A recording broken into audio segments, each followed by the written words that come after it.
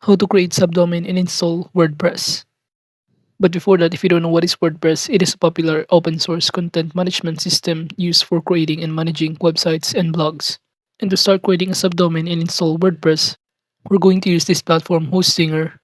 So all you need to do is simply sign in your account on Hostinger in here, or it will show you in the left side panel some of the options to navigate.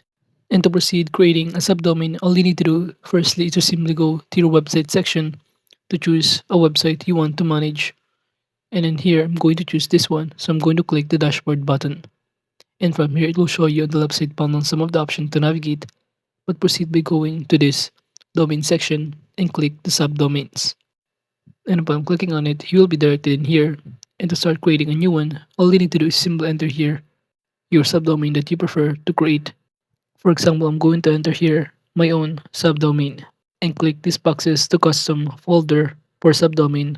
And in terms of naming your own subdomain file, just start by entering the double underscore and simply enter the context. So as you can see, I'm going to enter my own.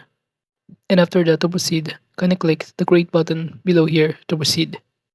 And it will show you upon clicking on it that you've now successfully created here your subdomain below.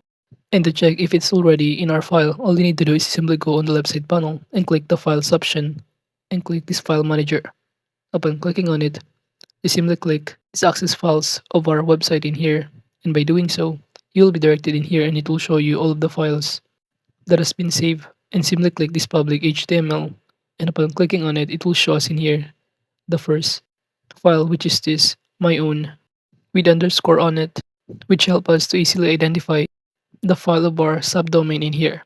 And now that we now check and verify, the next thing that we need to do is to install the WordPress. And to do that, all you need to do is simply go on here on the left side panel. And as you can see, we've now successfully here installed this WordPress.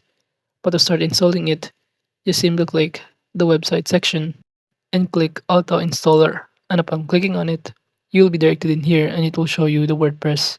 So kindly click the select button, and after that, it will show you on this pop-up window some of the things that you need to fill out, including your website title, and also create an administrator password in here. Make sure to also follow the requirements such as one number, one lowercase letter, at least 8 to 50 characters, one symbol, one uppercase, and only Latin letters. And click the next button to proceed.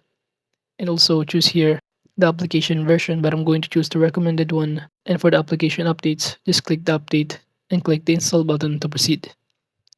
But as you can see, it says here that overwrite current file since I've already had here or install my WordPress. But by clicking overwrite, it will automatically be deleted all of my files in our WordPress.